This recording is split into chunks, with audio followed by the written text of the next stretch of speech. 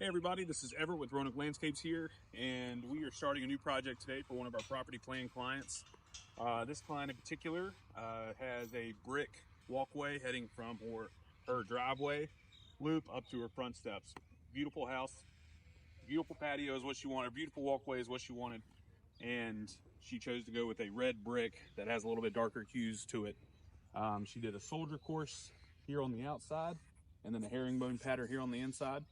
And at the ends of the walkway, they're flared at the steps and up here where it connects to the driveway.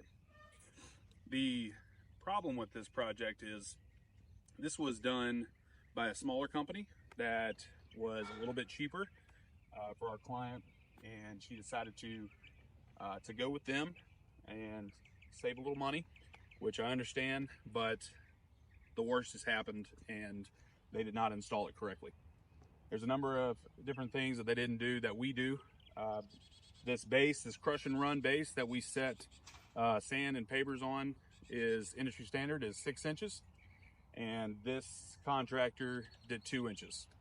And then on top of that is an inch of leveling sand that we use as well. But the problem with that is that you can start to see that it's going to settle. And the least amount of base that you got, the more settling that's going to happen. And just from that freeze and thaw and just your weathering. But if you can come and get a picture of this, you can kind of see how it's already starting to wave.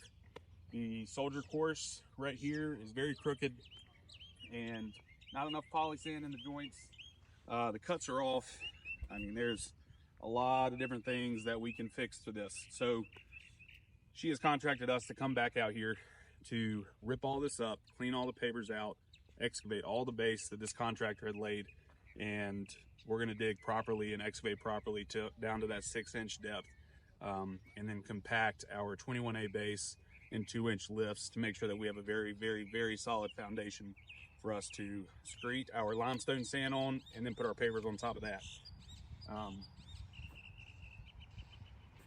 Also, this contractor left here, you've got your snap edge here.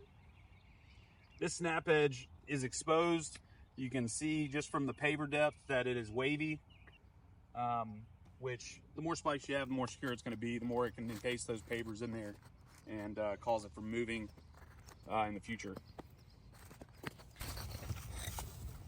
Oh yeah, it's not good in the gravel. You can see how the nails come off easy. When it's a lot of when it's in the gravel, it's hard to pull it out.